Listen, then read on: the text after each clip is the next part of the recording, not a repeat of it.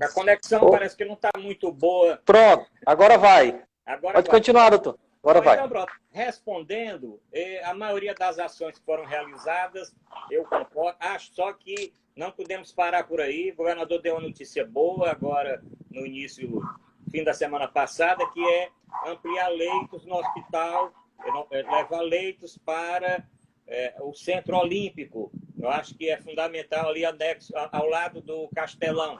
Nós vamos precisar de muitos leitos. É fundamental que não se pare por aqui. Até o período que essa curva está ascendendo, nós precisamos criar leitos, tanto de UTI como leitos comuns, Chiquinho. Então, na sua avaliação, doutor, por que não foi logo decretado o lockdown? O senhor acha que existe uma pressão? Ou o governo acha que essas medidas dos hospitais de campanha e essas medidas um pouco mais radicais, né, agora do uso de máscara, serão suficientes para conter essa curva? Olha, as medidas são bastante importantes e tem várias áreas, né? Porque vai desde a proibição de circulação de veículos e de pessoas em locais e espaços públicos. Então, vai ter uma contenção grande. Ninguém vai fazer mais carreata, não vai ter possibilidade de ter carreata, passeata, nem coisa nenhuma. Outra coisa, o controle de veículos na entrada e na saída da cidade, feito pelos bombeiros, pela polícia e pela guarda municipal. Isso é importante também.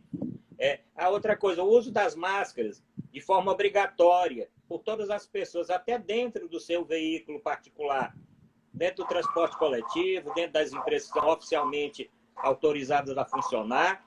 Então, são medidas importantes e são medidas duras, né? Tá certo?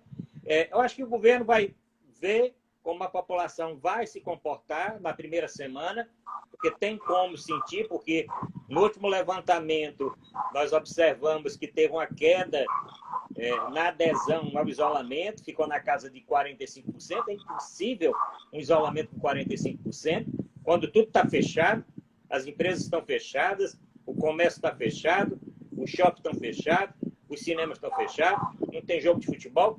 Como é que 55% das pessoas estão na rua? Se você não pode ficar na rua, tudo bem. Aí a pessoa vai na Caixa Econômica receber o seu auxílio emergencial, que está demorando muito, é uma maçada danada para entregar, tá certo? Se tem que resolver alguma coisa, tem que ir para a farmácia que está funcionando, para o supermercado, para uma empresa que é ligada à área de saúde, se é da segurança, tudo bem.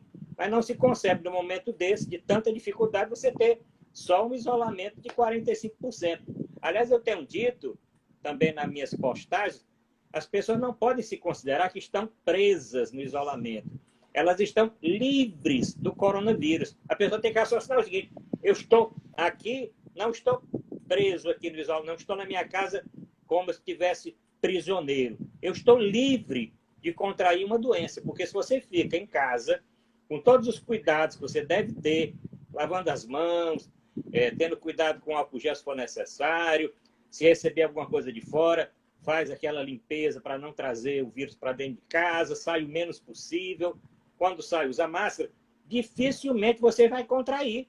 Você não vai contrair. A doença mais um mês a doença vai estar baixando. Se você agora intensifica nesse período, um mês aí de isolamento mais rígido, tá certo? Você vai sair, quem fizer isso vai sair ileso da doença. Porque o problema é o seguinte: eu vejo o governo dizer, você só fala o número de casos, você não fala o número de curados. O problema é que a doença, ela não avisa em que ela vai dar de forma grave. Então não adianta você dizer, tem que 50% ficaram curados, sim, 50%, mas 8%, como é o caso aqui da letalidade, morreram. Tá certo? Então o problema é o seguinte: a doença, ela não avisa. Você pode ter um atleta, uma pessoa jovem, atleta, que tem a doença grave e vai a óbito. Você tem um idoso, 100 e poucos anos, cheio de comorbidade, tem a doença e consegue sair. É claro que tem os grupos de risco, você tem que ter mais cuidado. Mas essa discussão com relação ao isolamento vertical, isso não existe, não tem possibilidade de funcionar igual de isolamento vertical. Você fica em casa, o idoso fica em casa, o portador de comorbidade fica em casa, e aí o jovem sai, vai passear, vai não sei o quê, não tem o que fazer na rua, mas vai, e aí traz a doença para dentro de casa. Traz para dentro de casa. Vai transmitir. Então, eu faço esse apelo, aproveitando aí a sua grande audiência, que eu estou vendo aqui pelos comentários, para as pessoas que já estão aqui ao vivo e vão assistir depois, né, porque esse videozinho vai ficar, o vídeo vai ficar 24 horas aí disponível, né? É que as pessoas tenham essa consciência. Eu vi um anúncio, o melhor anúncio tratando de isolamento foi o que a prefeitura divulgou no fim da semana passada. Não traga a doença, não traga a morte para dentro de casa. E você tem como fazer isso. Você tem como fazer isso. Se você fizer um isolamento, e se você tem condição, eu fico assim, para a pessoa tem condição, se você tem um carro de alto luxo, se você tem uma coisa, você tem condição de ficar em casa. 1 mês, 2, tá certo? Você tem condição. Então, não precisa ter esse transporte. Eu acho que uma medida muito boa desse decreto é essa proibição de circulação de pessoas em locais e espaços públicos, praias, praças, calçadões, salvo quando tiver em deslocamento para o trabalho. Né? Então, isso é importante, porque você vê aumentando o fluxo. Ah, não, eu estou no meu carro. Existe uma pirâmide que mostra a chance de você se contaminar. Em casa, se você tem os cuidados, é muito baixa a chance baixíssima. Mas mesmo no carro, você andando no carro, é um pouco mais alto do que isso. Você está andando em locais que estão, ou que estiveram contaminados há pouco tempo. Você pode parar no posto de gasolina para abastecer, e aí ter o frentista, na hora de você passar o cartão, na hora de você abrir o vidro, né? Se você se tem um engarrafamento, se tem uma coisa, vai lá que o pneu do seu carro fure, vai lá que o seu carro deu um prego. Então, não tem. Então, o apelo que eu faço, não tem outra coisa. O número, viu, Chiquinho? Vou Pode falar para você, em primeira mão aí. Olha, no Ceará, nós chegamos a 11.384 casos, hoje à tarde. 11.384. E subimos para 764 óbitos. Então, um número grande, 33 óbitos a mais do que o último boletim que foi divulgado pela manhã. Agora, tem um detalhe, como você tem uma audiência aqui muito grande em Fortaleza, eu sei que pelo trabalho que você tem, inclusive trabalho como profissional da área do direito, o trabalho que você tem comunitário. Olha, Fortaleza, desses 11.384, Fortaleza tem 8.443 casos. E dos 764 óbitos que o Ceará tem, Fortaleza tem 591. Então, Fortaleza tem que ter cuidado. Olha, dos bairros de Fortaleza, você conhece bem, tá certo? De todos os bairros de Fortaleza, só 13 bairros ainda não tem casos. Deve ter casos, não tem casos ainda confirmados, mas daqui a pouco vai ter. A mesma coisa no interior. Dos 184 municípios que o Ceará tem, nós temos 163 casos, né? 173 municípios com casos confirmados, Chiquinho. O senhor tem uma base também, por exemplo, o senhor falou da quantidade de bairros. Eu não sei se nesses dados tem os bairros que tem mais, o maior volume. Tem essa informação também? Tem sim. Olha, o bairro que tem mais volume, que mais preocupa, vem ali da Barra do Ceará, pegando Vila Velha, chegando Cais do Porto. Essa região aqui do então litoral... ele segue a curva do litoral lateral, não é isso? E vai do litoral Vila oeste, do Mar, Barra do Ceará. Essa parte do litoral oeste é uma parte que tem, um alto índice de tanto de óbitos como de casos confirmados. A prova, inclusive, que as UPAs que dão assistência nessas regiões, como a UPA do Cristo Redentor, a UPA do Cristo Redentor é uma das mais procuradas aqui. A UPA da Vila Velha é extremamente procurada. Se você for ver a UPA já ali para o Cais do Porto, a UPA da Praia do Futuro, também. Todas estão, mas essas aí... Agora, o que é certo é que os casos confirmados estão descendo, tá certo? Para os grandes conjuntos habitacionais, conjunto Zé Walter também está começando com muitos casos, conjunto Ceará, tá certo? E vai mais para a região metropolitana, né? Tanto que essas medidas do governo devem deixar bem claro os municípios da região metropolitana, porque nós temos preocupação aqui. Calcaia, muitos casos em Calcaia. Maracanã também. Maranguape também preocupa. Você vai para o outro lado, para o leste, para o Eusébio e para Quirás também. Então, não é só Fortaleza que preocupa. Esse isolamento tem que ser muito rígido em Fortaleza e nessas cidades que eu citei, que formam essa região mais próxima aqui da nossa cidade. O próprio presidente da Prece, que é da Associação dos Prefeitos, né, do Ceará, que é o doutor Nilson, que eu conheço, é prefeito do Cedro. Ele é médico, inclusive, da época que eu era secretário. Ele trabalhava no Hospital Geral, é um médico urologista, ele conhece essa parte de saúde pública. Ele solicitou também do governador que essas medidas tivessem essa contenção da saída do morador de Fortaleza para o interior, porque nós não podemos deixar que o interior também atinja o mesmo nível de disseminação da doença que Fortaleza, porque a maioria dos casos mais complicados no interior vão acabar chegando nos hospitais aqui de Fortaleza. Doutor Arruda, o senhor falou no início a questão que o Estado vai utilizar o centro olímpico, né, ali do lado do Castelão. E muito houve, né, no início, inclusive por parte da oposição, uma crítica à construção do hospital de campanha do PV, porque tinha o Hospital dos Acidentados, o Hospital Batista, tinha outras estruturas. A minha pergunta tem cabimento esse apontamento ou, além do PV, deveria utilizar todas essas outras estruturas? Olha, utilizar todas as estruturas. Até é bom porque eu esclareço que é o seguinte, olha, o Hospital Pronto-Socorro dos Acidentados, o PSA, o Estado quis, inclusive, a Prefeitura, que ele viesse para atender a Covid. Só que o hospital não tem a mínima condição, nem de estrutura, nem de documentação para poder ser reaberto. O Hospital Batista foi reaberto. Foi uma medida boa. O Hospital Batista eu também conheço, na minha época de secretário, eu ajudei muito lá o pastor Isaac, que é o diretor do hospital, que é da Igreja Batista. O hospital tem 7 leitos de UTI, é um hospital tradicional, precisou de ajuste de tudo, mas ele em 15 dias ficou pronto. Mas o PSA não. Nós não temos outros hospitais. Tínhamos um hospital lá, Leonardo da Vinci, que o Estado já trouxe.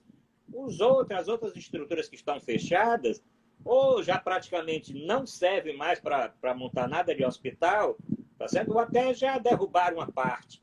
Eu conheço muitos hospitais que fecharam, fui diretor até de alguns, há muitos anos atrás, como é o caso da Casa de Saúde e Maternidade de São Pedro, fui diretor há muitos anos, o hospital que tinha ali na praça da estação, mas o hospital foi transformado atualmente numa clínica, tá certo? Outros hospitais dos arrumadores, o hospital também que era um hospital que atendia muitas pessoas, quando esses sindicatos, tanto dos estivadores como dos arrumadores, eram sindicatos muito fortes, né?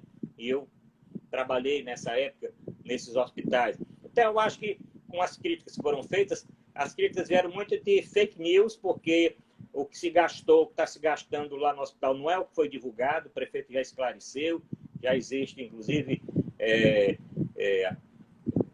estudos a respeito disso e investigações provando isso. Ali é um contrato de gestão, um modelo de funcionamento de gestão é uma organização social, e a organização social, o recurso vai para pagar pessoal, para pagar insumos, para funcionamento total, tanto que agora o prefeito vai aumentar, inclusive, o leito de lá, para 308 leitos, tá certo? E esta notícia lá do Centro Olímpico também, não sei ainda quantos, não foi divulgado quantos leitos, mas aquele Centro Olímpico eu também conheço, foi inaugurado um pouco antes de eu deixar a secretaria, e tem amplo, tem uma quadra muito boa, tem alojamentos, tem campo de treinamento.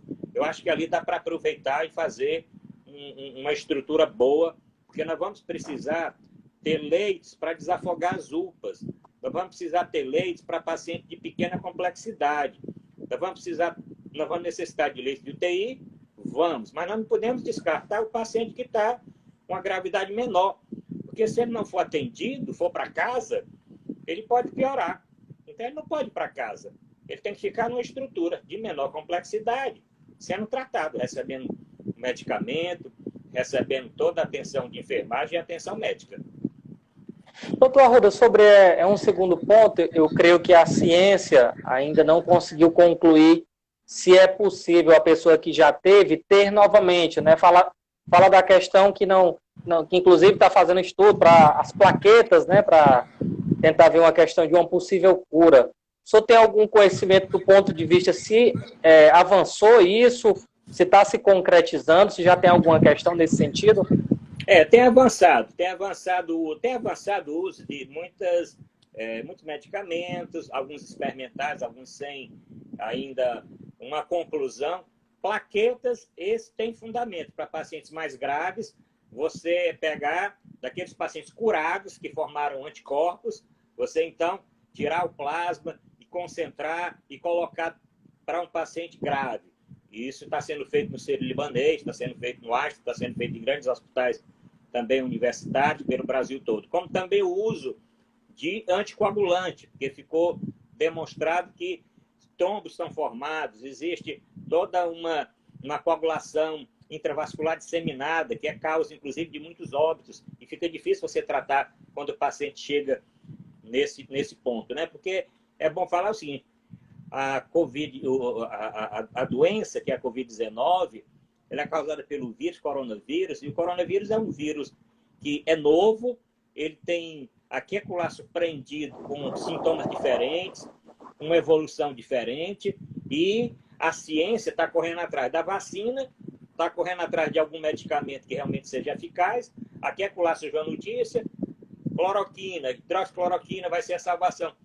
Não foi, ninguém quase fala mais nisso. Existem alguns protocolos que ainda são utilizados, mas como são utilizados com outros medicamentos também, né? Com antibióticos, com anticoagulantes, muitas vezes com corticoide, né? Porque não existe ainda um tratamento definitivo. E o mundo, né, Chiquinho, vai mudar muito depois que passar essa pandemia, porque ninguém vai mais ficar na rua sem ser de máscara, concentração, aglomerar de pessoas, estádio de futebol cheio, pode descartar durante muito tempo, cinema, shows, durante muito tempo, até que surja realmente a vacina, né? E a vacina está sendo testada em muitos locais, existem, inclusive, laboratórios produzindo vacina, assim, futurando que ela realmente seja eficaz, né? Eles estão fazendo testes na vacina, testes agora já mais avançados, testes em humanos, e produzindo a vacina. Se os testes forem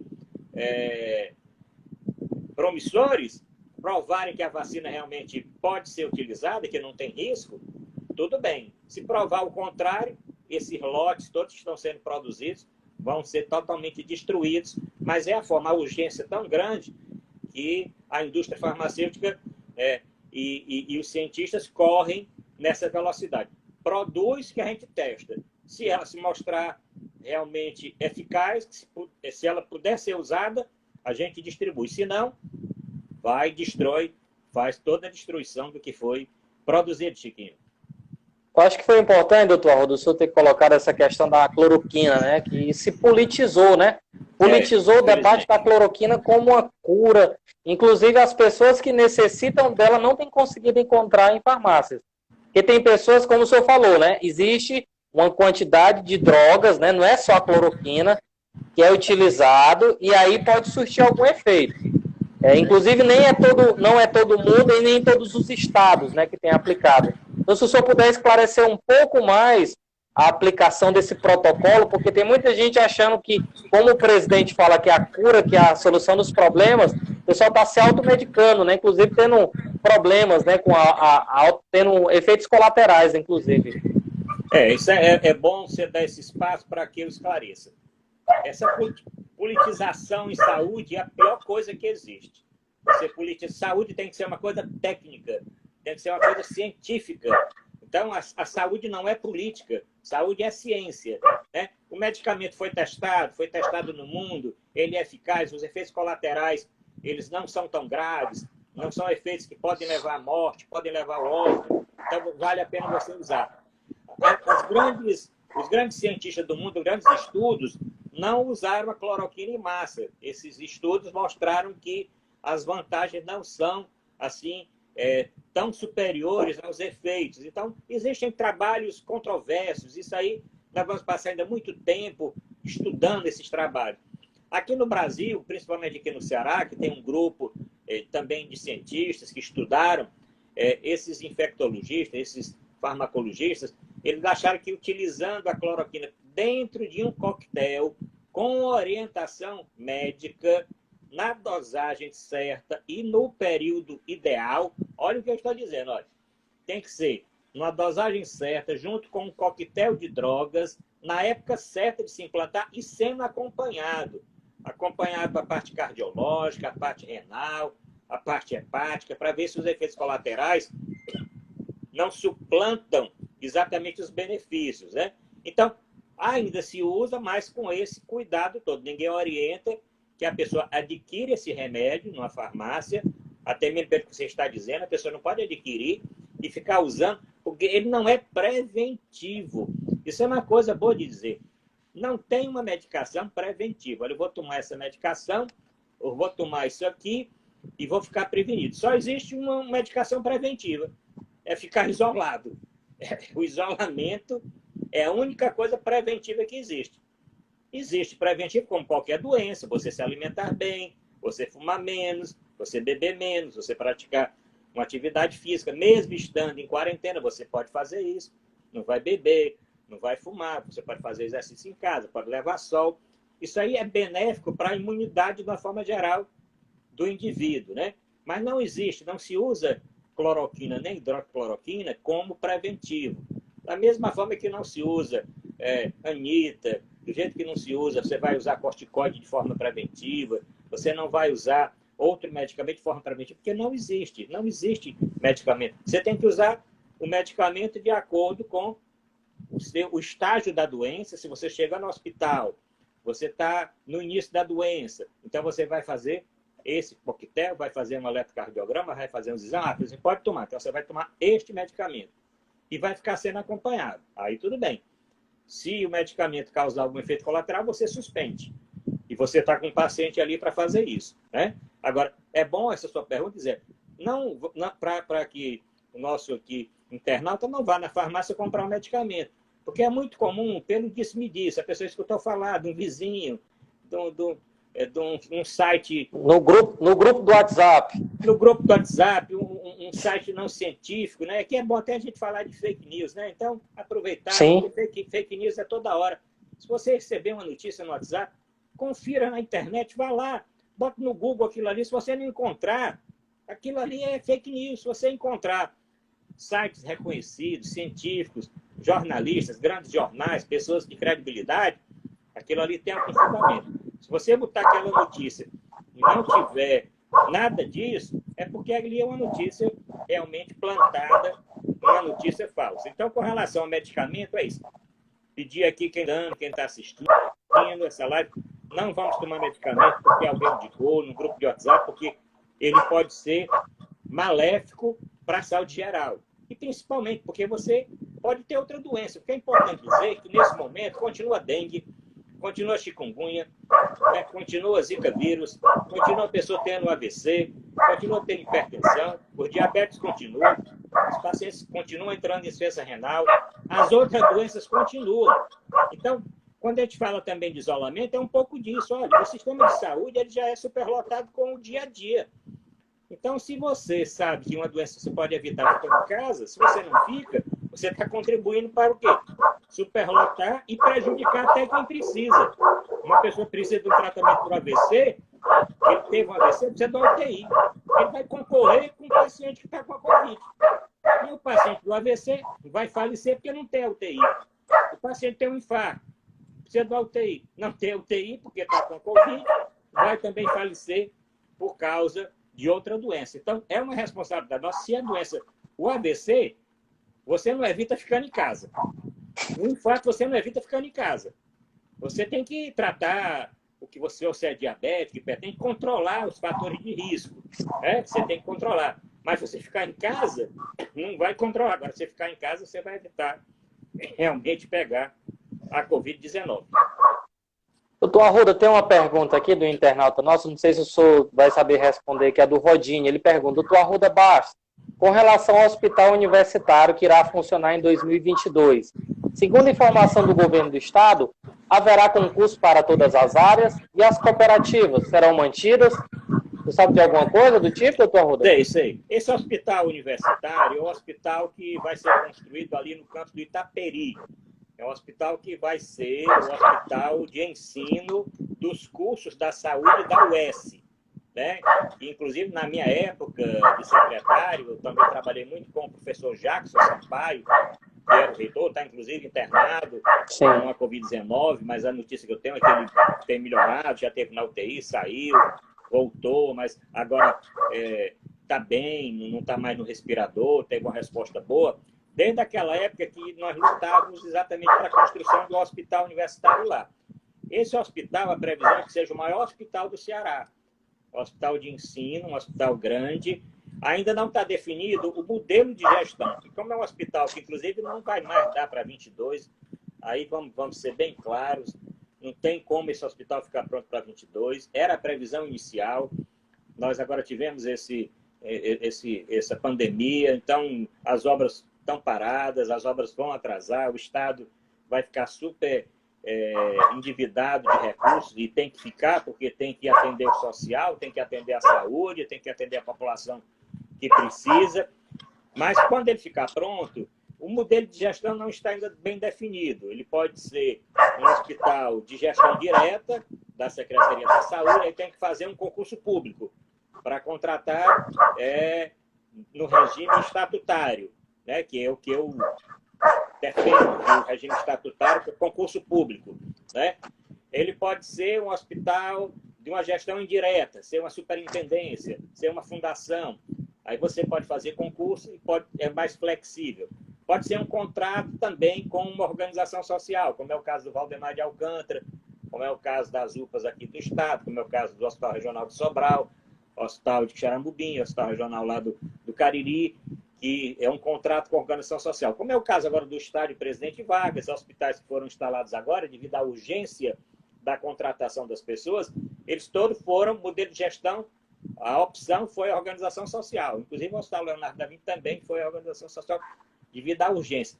Como esse hospital ele vai ser construído, o Estado, então, pode, com calma, já que é um hospital de ensino, o ideal é que forme um corpo técnico assim, muito preparado, que esse corpo técnico possa evoluir, possa fazer pesquisa científica, possa fazer ciência, porque um hospital esse hospital tem a obrigação de fazer ciência.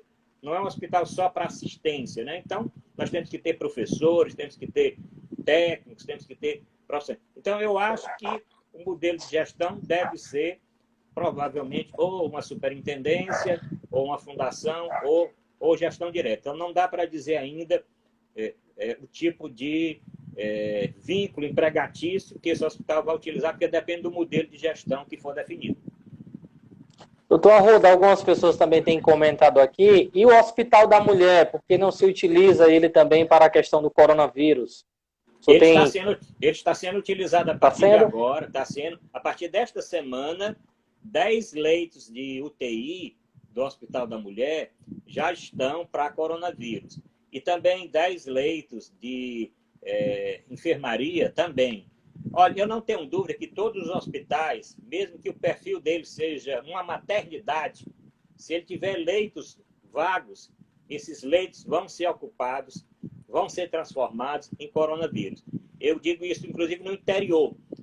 Agora, essa semana, eu tive aqui uma videoconferência com o prefeito de Baturité, que é a minha terra, o prefeito Assis Arruda, mais a regional, a Fátima Xadá, que é a coordenadora regional de saúde da região do Maciço, mais o diretor da Policlínica, o diretor do CEL, mais o secretário executivo lá do Consórcio Público de Saúde. E Baturité está com um problema. Baturité não tem hospital. Só existe um hospital que é um hospital filantrópico e que ele é materno-infantil. Mas ele não lota. Ele tem de 20 a 40 leitos, normalmente ociosos, porque os leitos não são todos ocupados. Então, não tem como esse hospital não ceder 20 ou 40 leitos para o município de Baturité. Inclusive, isso o prefeito decidiu realmente avançar nessa discussão com a Secretaria da Saúde, porque ele só tem uma unidade de pronto atendimento municipal e que os pacientes ficam esperando nessa unidade para ser transferido até para uma complexidade menor. Né? Então, eu não tenho dúvida que todos os hospitais, o Hospital da Mulher, além desses 10 leitos de enfermaria e de UTI, eu acho que outros leitos vão se colocar à disposição. O Hospital César Calles hoje O Hospital César Carlos é um hospital de especialidades, um hospital muito antigo aqui do Ceará, muito bom, muito bem dirigido, tem um corpo de funcionário muito bom. E ele é uma maternidade de alta complexidade, o Hospital César Carlos. Pois tem 80 pacientes com Covid internados no Hospital César Carlos hoje.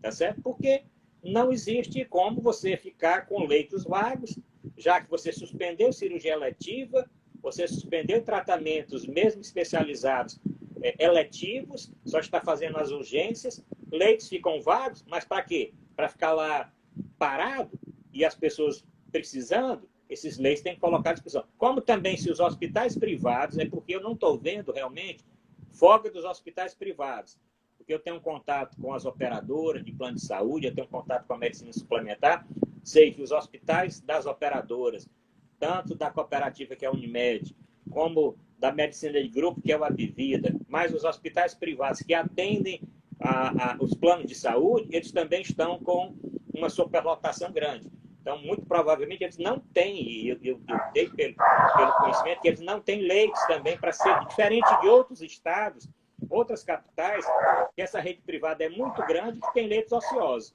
Aí o Estado tem que requisitar esses leitos. Então, para a Covid-19, o Estado deve requisitar leitos aonde existirem. Aonde existir leitos, tem que ser requisitado e tem que ser preparado para atender, Chiquinho.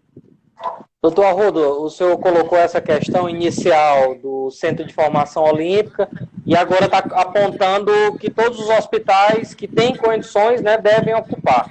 No início, quando se falava da questão do hospital de campanha do PV, e aí tem muito essa questão da fake news, o senhor já demonstrou que conhece esses espaços. Falou-se muito do centro de eventos. Por que não utilizar o centro de eventos, que é do Estado, é gigante? E aí eu passo a bola para o senhor. Se o senhor concorda, acha que deveria, ou acha ainda que o Estado poderá vir a utilizar? Olha, eu acho que o Estado pode ainda utilizar. No começo, inclusive, eu pensei realmente no centro de eventos, porque eu conheço o centro de eventos desde a construção. Foi na minha época também na César. Todas essas obras do governo Cid Gomes eu conheço bem de perto. O problema é que o centro de eventos, quando foi feita a análise de você colocar tubulações, de você aumentar bateria de banheiros, de você colocar toda essa parte de infraestrutura hospitalar, quando você faz isso num local que já está construído, que tem piso, que tem parede, você tem mais dificuldade, demora um pouquinho mais do que se você for pegar um gramado rente, uma parte rente, e você fazer isso. O presidente Vargas correu rápido porque ele tinha uma infraestrutura elétrica e hidráulica boa, né? Suportar, então água em abundância, eletricidade em abundância e facilidade de fazer isso. Mas eu ainda acho que o centro de eventos tem um papel nesse momento agora. Outros centros de eventos em outras capitais estão sendo utilizados. O Anhembi está sendo usado em São Paulo, o Rio Centro está sendo usado no Rio, para colocar, inclusive, você com divisórias, você faz como se fossem estandes divisórias. Pode ser que ainda venha ser utilizado. A informação que esses testes rápidos, o centro de eventos serviria mais para, devido ter aquela grande área de estacionamento, fica fácil você fazer ali para teste rápido da Covid, né? Então, teria inicialmente para os profissionais de saúde, depois, como esses testes chegaram da China, né? Porque a notícia boa que nós tivemos foi aquelas 90 toneladas que chegaram de EPIs, porque nós estávamos com um problema seríssimo. Nós estamos tendo um alto índice de contaminação dos médicos, dos enfermeiros, né? Alguns, inclusive, vieram, infelizmente, a falecer, outros adoeceram, outros estão afastados. E uma boa parte disso porque realmente estava com dificuldade desses EPIs, não que faltasse totalmente, mas com dificuldade. E agora, com essas 90 toneladas e mais as 200 e poucas toneladas que ainda vão chegar, eu acho que pelo menos essa parte de EPIs deve ser distribuída para o estado todo e nós não vamos ter dificuldade. Como também essa quantidade de testes rápidos, 300 mil testes rápidos que chegaram, uma parte que vai chegar, vai dar uma ajuda nessa testagem, porque uma grande dificuldade que o Brasil tem é que o Brasil está testando pouco, né? Nós testamos pouco aqui no Brasil. Se você for comparar percentualmente com outros países, nós testamos menos do que países menores, mas menos desenvolvidos do que o Brasil. Né? Mas isso tudo porque o Ministério da Saúde também não coordenou nada. Quem está coordenando a assistência São os governadores, são os secretários estaduais de saúde, são os prefeitos e os secretários municipais. O Ministério da Saúde tem feito o quê? Distribuído, eu já falei, distribuído aqui a conta-gotas, respirador, que eu digo, não sei por que eles estão sentados em cima desses respiradores, se os estados estão precisando. Se os estados estão precisando de respirador, deve ser fornecido para os estados. O governador quer criar 100 leitos de UTI essa semana, né? Transformar uma parte dos leitos do Hospital Leonardo da Vinci em leitos de UTI. Tem estrutura para isso, eu conheço. É só ter respirador. Então, não precisa ficar. O Ministério joga 10 para cá, 20 para lá, 30 para lá. Você tem que ver onde está tendo problema de superlotação, onde a saúde está colapsando e fornecer. Se você tem, você deve fornecer. Não vai ficar guardando isso para quê? Tem que fornecer. Essa crítica eu faço. O Ministério, nós só não estamos mais organizados, porque realmente o Ministério, o governo federal, tem ajudado muito pouco, inclusive em recursos. Os estados estão bancando praticamente tudo, os recursos federais estão vindo ainda pouco, agora com essa votação que teve no Senado, está sendo agora votado na Câmara, vai chegar um dinheirinho por causa dessa ação aí dos deputados, mesmo que a área econômica diminuiu um pouquinho, mas vai chegar recursos para os municípios e para os estados. Mas se não fosse isso, recurso do SUS, não tem. Os estados estão tirando da onde tem, onde não tem, os municípios também. Doutor Arruda, antes da próxima pergunta, a Janete Arraes aqui está mandando um oi para o senhor. E a Angelice Custódia, é bom ouvir a opinião de quem conhece. Eu tive conversando recentemente com o deputado Carlos Felipe, eu fiz até uma live com ele, com o doutor Carlos Felipe, e ele citou modelos de alguns municípios que estavam agindo bem. Na sua avaliação, o senhor consegue enxergar? E aí eu já estou falando na questão macro. Um município, um estado, fora o Ceará, e um país, que aí a pergunta é na macro, que estão agindo melhor, que estão conseguindo conter, que estão tendo as melhores ideias, os melhores projetos, e que está surtindo efeito e que, inclusive, talvez seja de modelo aqui para a gente. Bom, o país tem dois que se destacaram aí. Nova Zelândia, que se destacou maravilhosamente lá, com o que fez, né? E a Coreia do Sul, né? A Coreia do Sul também testou em massa, né? E conseguiu detectar cedo quem estava doente, os comunicantes, porque se você tem teste, você descobre uma pessoa até assintomática, mas testou positivo, quem é a família dessa pessoa? Quem são os amigos? Isola. Então você já contém ali. Acompanha quem deu positivo e não deixa ninguém pegar, né? Porque o problema é que se você tem uma pessoa positiva, passa para 5, 6. Essas 5, 6 passam mais para 5, 6. A outra passa mais para... Aí é uma cadeia. Então, eles com esses testes, eles conseguiram identificar coisa que os Estados Unidos não fez. Até hoje, os Estados Unidos, não conseguiu fazer. Nós temos... então, exemplo de país... Nova Zelândia, lá a Coreia do Sul. Exemplo de estados, os estados estão tirando aqueles estados que eu vou dizer para você aqui, se esse vídeo ficasse gravado, depois nós íamos tirar essa prova. Estados como vai ficar gravado, viu? Ó, eu vou baixar e vou deixar disponível no IGTV e no Facebook. Pode falar. Ótimo. Então deixa aí para nós conferirmos depois. Ó, estados como os do sul do país, eu cito aqui, lá no Rio Grande do Sul, que hoje o prefeito lá da cidade liberou o comércio, liberou algumas outras coisas, vão pagar muito caro, como o prefeito Sala de Milão, na Itália, fez. Tá certo? Que abriu o comércio antes do tempo e sofreu, depois teve que fechar. Santa Catarina, que o governador também, devido à pressão do presidente da República, também liberou, agora essa semana triplicou o número de casos. O número de casos é a preocupação que agora tem aqui, o epicentro da doença, depois de baixar aqui no Nordeste, Rio e São Paulo, e no Norte, vá para o Sul. O Sul agora vai esfriar, vai chegar o frio para lá. No frio, a facilidade ainda é maior da disseminação do coronavírus, que as pessoas ficam mais em casa, ficam mais próximas, tá certo? É mais difícil fazer essa parte toda que nós fazemos aqui. Graças a Deus nós temos calor, tomamos muito banho, lavamos muitas mãos, trocamos muita roupa. No frio você veste muita roupa, você veste muita coisa, e você fica muito isolado, fecha a porta. Aqui, quanto mais aberto, quanto mais arejado, se você está numa casa escutando aqui o que eu estou dizendo, abra porta e janela, só fecha a porta de noite, porque tem a violência toda, mas durante o dia deixa o sol entrar, deixe a luz entrar, isso é a melhor coisa que existe. está provado tecnicamente que o vírus dissemina menos quando existe todo esse sol, todo esse arejamento. Isso é fundamental que se faça. Então, os outros estados, embora discorde de algumas coisas da política lá do Dória, em São Paulo, mas ele está com a política correta. Primeiro, ele formou um comitê técnico. Ele formou um comitê técnico. Né? Pegou um infectologista de renome, colocou, com experiência de gestão, colocou para comandar a área lá e está seguindo as orientações técnicas. O Witzel aqui também, muito menos da gente concordar com as coisas dele, tá certo? Mas ele teve que se dobrar também a parte técnica, certo? Porque o Rio, com a quantidade que tem de favelas e de dificuldade e tudo, tá só, se ele não tivesse tomado uma atitude de maior contenção, ele hoje estaria talvez pior do que São Paulo, né?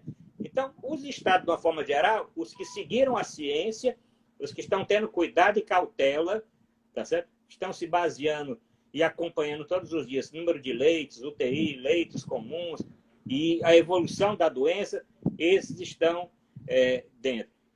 Todos os estados vão ser afetados mais ou menos da mesma forma. Aquele estado que não foi ainda vai ser. Então, nós vamos ter doença, é como está acontecendo no mundo. Começou na China, China agora não está tendo mais problema, passou ali para a Europa, começou na Itália, a Itália agora está saindo, depois passou para a França agora está saindo devagarzinho, passou para a Espanha está saindo devagarzinho, né? Agora a preocupação, Inglaterra, que está em segundo lugar, Estados Unidos, que está em primeiro lugar, e o Brasil, que está em terceiro lugar. Terceiro lugar de quê?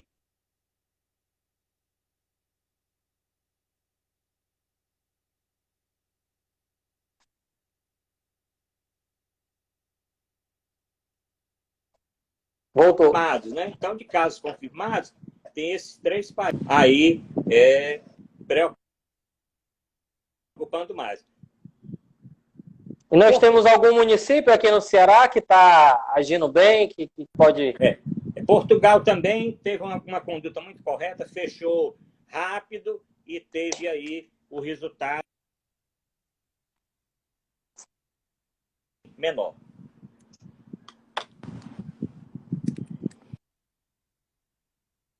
E no Ceará, doutor, a gente tem algum município que está indo bem? Olha, no Ceará, os municípios estão mais ou menos no mesmo nível. Eles estão seguindo muita orientação da Secretaria de Saúde, então orientações técnicas, não tem nenhum município assim, mas com passo à frente, com descompasso, né? A prece tem tido reuniões muito frequentes, a Assembleia tem tido muito... O governador formou um grupo representativo, um comitê muito representativo, com membros da Assembleia, com prefeitos, com profissionais de saúde, com os secretários, nas EMES, né? Então, eu acho que o Estado está mais ou menos correto. Nós temos preocupação no Estado. Região metropolitana, região norte é Sobral, né? Região do Cariri, aí está mais ou menos ali, mas o Crato, eu tenho mais preocupação com o Crato do que atualmente com Juazeiro e com Barbalha. Sobral ali, a região norte é mais Sobral, embora Itapipoca esteja preocupando também. Então, nós temos uma cidade grande como Itapipoca preocupando, uma cidade grande como Sobral também, uma cidade grande como a do Crato também. No Sertão Central, a doença ainda tem nos municípios, mas nada assim ainda de gravidade, ali que Xarambubim, que é Carneiro, teve uns casos que Quixadá também, mas nada até o momento assim. Problema, metropolitana, região norte, Itapipoca, Sobral, região do Cariri, Crato e um pouquinho Juazeiro e um pouquinho Barbalha. Ontem, doutor, saiu até no Jornal Nacional, saiu alguns jornais também impressos, a quantidade de leitos vazios no Rio de Janeiro, né? Eu acho que são mais de 1.600 leitos. E aí chocou a população, né? Porque tem muito leito, só que não tem respirador, não tem médico. As universidades, né? Que tem os hospitais universitários, estão sendo muito mal coordenados, né? Inclusive a crítica de muitos governadores e prefeitos, que às vezes você tem um hospital no seu estado, só que por ter essa questão federal, você não tem gerência sobre ela. E aí eu queria que o senhor comentasse esse assunto, né? E o problema no Rio de Janeiro é o seguinte: os hospitais, eles têm, inclusive, respirador. A revolta maior é, os hospitais têm, inclusive, UTI. Os hospitais, é o seguinte, foi criada a EBSER, que é uma empresa pública para gerenciar os hospitais universitários, dizendo que ia ser muito bom, porque essa empresa pública para gerenciar os hospitais universitários ia ter facilidade de contratar os profissionais. E os hospitais iam ter, então, iam substituir aquelas pessoas que trabalhavam sem nenhum vínculo empregatício, que existiam realmente nos hospitais. Mas o que é certo é que aqueles hospitais do Rio de Janeiro, o Rio de Janeiro é que tem mais hospitais federais, grandes hospitais, e os hospitais não estão prestando serviço nenhum. Os hospitais do Estado e os hospitais do município estão aguentando todo o problema da Covid lá. Tanto que teve aquela juíza, você viu, as pessoas viram, aquela juíza que ficou e foi muito dura, pedindo a substituição do gestor. O pobre do gestor ali não manda em nada. Aquele hospital é do Ministério da Educação. Existem hospitais do Ministério da Educação, que são os hospitais universitários, que estão com dificuldade. Existem os hospitais federais. Lá no Rio tem dupla coisa. Tem os hospitais federais, que não são universitários, são do Ministério da Saúde, né? Como o INCA, o INTO, tá? O Instituto do Coração, tem mais os hospitais de Bom Sucesso, tem vários hospitais que são do Ministério da Educação, que foram sucateados durante esse tempo todo, tá certo? Investimento quase nada, tá certo? Não fizeram muita coisa, mas principalmente deixaram que os recursos humanos dos hospitais fossem esfacelados, poucos recursos humanos, não contrataram o médico se aposentou, o médico saiu, o médico faleceu, o enfermeiro tal, não contrataram. Então, lá o pior é isso. E tem os hospitais, esses que são do Ministério da Educação, que são os hospitais também escola, que tem vários lá, né? O daqui está colaborando, quer dizer, os hospitais daqui do Ceará, que são da Universidade Federal do Ceará, eles estão colaborando. Existem leitos disponíveis no Hospital Walter Cantídio, tá certo? E tem todo um trabalho na Maternidade Escola Assis Chateaubriand, que são os dois hospitais federais, hospitais de ensino. Mas no Rio de Janeiro, existem UTIs que estão fechadas lá. E falta o quê? Insumos e pessoal. Então a justiça tinha que ser mais enérgica e fazer com que o governo federal, tá certo, encaminhasse recursos para o Rio de Janeiro, para a capital e para o Estado, para que o Estado e conjuntamente assumisse a gestão desses hospitais, contratasse os profissionais e colocasse esses leitos à disposição. Aqui nós não temos leitos vagos, mas lá realmente existem e muitos. Doutor Arruda, a gente está chegando aqui quase 1 hora, que é o limite da nossa live do Instagram, e aí eu queria lhe fazer o seguinte pinga-fogo aqui. O senhor já foi secretário, foi um dos maiores secretários de saúde do estado do Ceará. Hoje, se o senhor fosse secretário nessa condição do coronavírus, quais seriam as ações que o senhor faria diferente? Ou não faria a mesma coisa? Eu peguei uma pandemia também. Na minha época, em 2010, eu peguei a pandemia do H1N1. A H1N1 começou também como essa pandemia agora, do coronavírus. Foi considerado pela Organização Mundial da Saúde uma pandemia realmente. Nós tivemos um trabalho muito árduo e tivemos poucas complicações aqui. Mas preparamos o Estado para atender. Nós tivemos grande apoio do Ministério da Saúde na época. Eu digo o seguinte, o doutor Cabeto está tendo um excelente desempenho, a secretária Joana Maciel do município também, o prefeito Roberto Cláudio e o governador. Claro que cada gestor tem um posicionamento. Eu sou um pouco mais assim, radical nas coisas. Eu falei no início, suspender tudo que é letivo, tá certo? Que não for tempo dependente. Você não pode fechar um pré-natal de alto risco. Você não pode fechar uma clínica de hemodiálise. Você não pode fechar uma coisa que é tempo dependente. A doença não vai parar e voltar daqui a 3 meses. Uma senhora que está gestante hoje, uma gestação de risco, não vai parar a gestação e ter daqui a 3 meses, você está com 6 meses, daqui a 3 meses já está nascendo a criança. Então, isso aí tem que funcionar. Mas o que for eletivo, que não seja extremamente assim, fundamental, tem que realmente deixar. Nós temos que ter foco. Eu até discuti essa semana na Secretaria da Saúde, porque estavam pensando em reabrir policlínicas no interior. Policlínicas é eletivo. Policlínica. O foco hoje é coronavírus. Então, o foco de todo mundo, profissional de saúde, qualquer nível que seja, gestores, recursos, hoje é para esses 15 dias, é para este mês, não é para daqui a 6 meses. Nós temos que pensar o seguinte, essa doença vai precisar de toda a atenção nestes próximos 15 dias e nesses próximos outros 15 dias, que é quando a curva vai estar voltando. Se nós conseguimos superar isso, com uma quantidade menor de óbitos, uma quantidade menor de pessoas infectadas, uma quantidade menor de pessoas na UTI, fizemos o nosso trabalho. Se nós não tivermos foco, nós não vamos fazer. Então, o que está acontecendo no governo federal? Não está tendo foco, está se discutindo AI-5, está se discutindo briga com a imprensa, e isso não faz nada. Foco. Nós temos que ter foco. Nós temos que ter 15 dias voltados quase que exclusivamente para o caso da Covid-19. Então, eu parabenizo os gestores, mas cada gestor tem sua forma de agir. Uma dúvida, doutor. Esse atual ministro tem feito muito diferente do Mandetta, ou ele tem seguido... Porque, assim, ele tem dado poucas entrevistas, né? Mas eu pergunto no sentido de ação. Existia ação antes com o Mandetta ou está do mesmo jeito? Não. Agora está muito pior. Agora está pior. Primeiro, a parte de informação, de transparência no Ministério da Saúde acabou. Lá não temos mais boletins epidemiológicos. Nós estamos tendo as informações pelos estados. Não, o Mandetta, apesar também, não essas coisas todas, mas ele tinha foco no SUS, ele tinha alguma experiência de gestão, embora não mais para operadora de plano de saúde, mas ele entendia um pouco do SUS e manteve os técnicos. Ele manteve os técnicos da secretaria, lá no Ministério da Saúde. Esses técnicos desapareceram. Pegaram um secretário executivo e colocaram um militar para ser secretário executivo. Não sabe o que é SUS. Esse Nelson Tais, ele é um médico da iniciativa privada. Ele não sabe o que é SUS, ele não entende o que é SUS. Se perguntar para ele o que é equidade, o que é universalidade, os princípios do SUS, como é que surgiu, ele não sabe nem como funciona, o que é comando único. Ele não sabe a força que ele tem. Porque o SUS diz o seguinte, quem manda no SUS no Brasil é o ministro da Saúde, não é nem o presidente. Quem manda no SUS no Estado não é o governador, é o secretário de Estado da Saúde. Quem manda no SUS no município é o secretário municipal de saúde.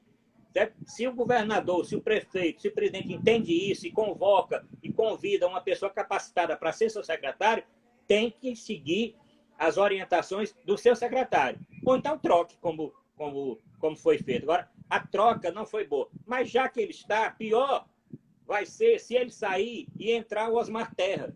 Tá certo? Que o Osmar Terra tem um pensamento totalmente... Eu convivi com o Osmar Terra, ele era secretário de saúde do Rio Grande do Sul, eu secretário de saúde aqui de Fortaleza. Eu era vice-presidente do CONAS, que é o Conselho do Secretário de Saúde, e ele era, na época, ele chegou durante o período a ser presidente desse conselho. Então, eu entendo como é que ele pensa. Então, é melhor deixar ele por lá, já que não vai ajudar, pelo menos não atrapalha, como se entrar outro, pode atrapalhar.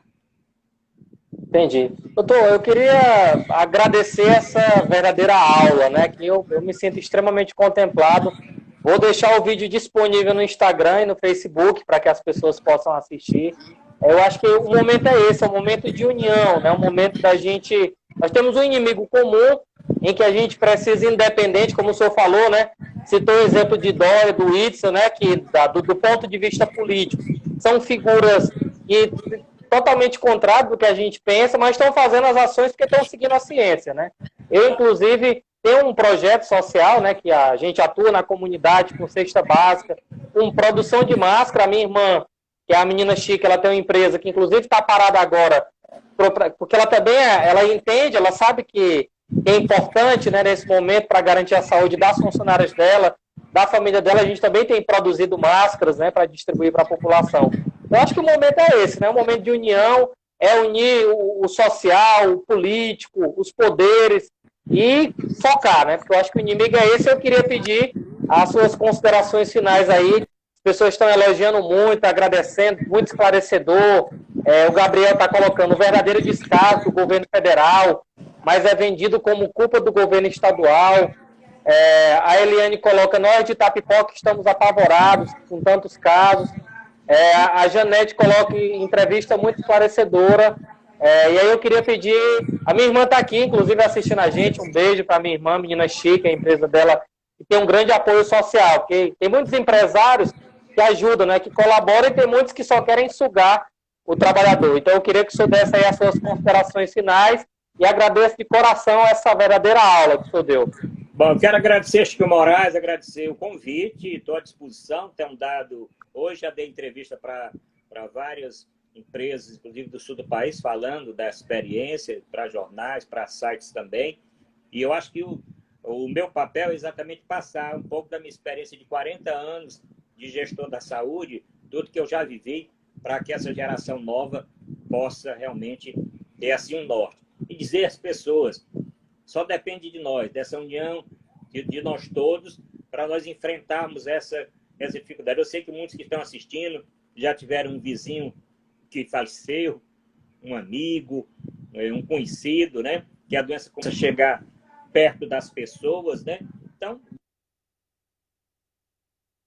vamos seguir esse decreto novo do governador, fazer um sacrifício aí por 10, 14 dias, para que essa curva realmente achate, e depois a gente possa comemorar uma redução do número de óbitos, uma redução no número de casos graves. Obrigado para você e boa noite para todos. Obrigado, Arthur. Inclusive, o Álvaro está aqui colocando, obrigado pelos esclarecimentos, né? Porque eu acho que nesse período de fake news que a gente está vivendo, é muita história, é muita coisa, e o senhor não só apontou os problemas, como apontou a solução, né? Eu acho que é por isso que foi importante o debate. Muito obrigado, espero ter a oportunidade da gente conversar mais à frente para avaliar esse passado e avaliar o daqui para frente no que cabe à saúde pública. Obrigado, doutor Arruda. Forte abraço para o senhor. Tchau, tchau.